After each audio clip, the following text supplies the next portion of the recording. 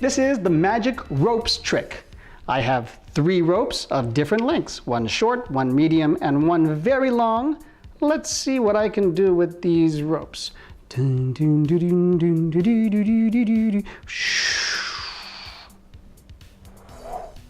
I now have 3 ropes the same size. Now, let's see what else we can do with these tricks. Let's put this up here in my hand, tuck it around, and then take my scissors and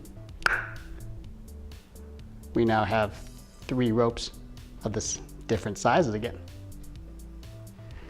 The magic ropes trick explanation. Now, it does use 3 ropes of different lengths, one short, one medium, and one long. If you hold them like this in your hand, it looks that way.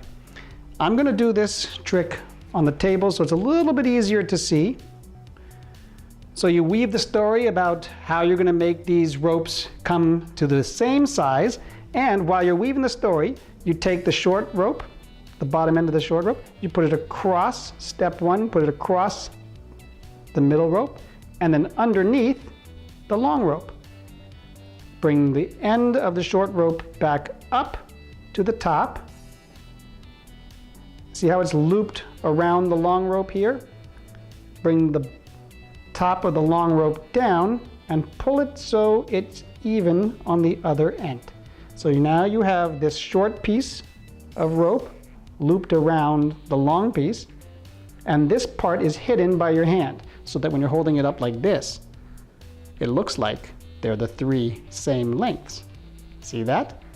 Now, to get out of the trick, you need to take one end of the long string, take it back up to the top, and take the end of the short rope, let it go down, take some magic invisible scissors or something, and say, I'm gonna cut, and give it a shake.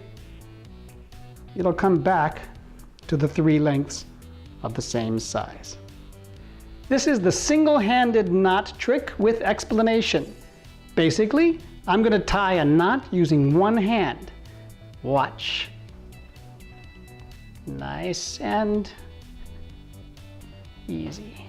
Ta-da!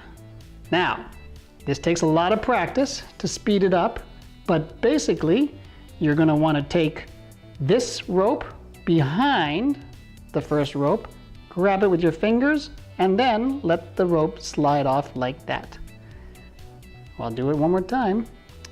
You want this rope to go behind this rope and let the loop slide off. It becomes a knot.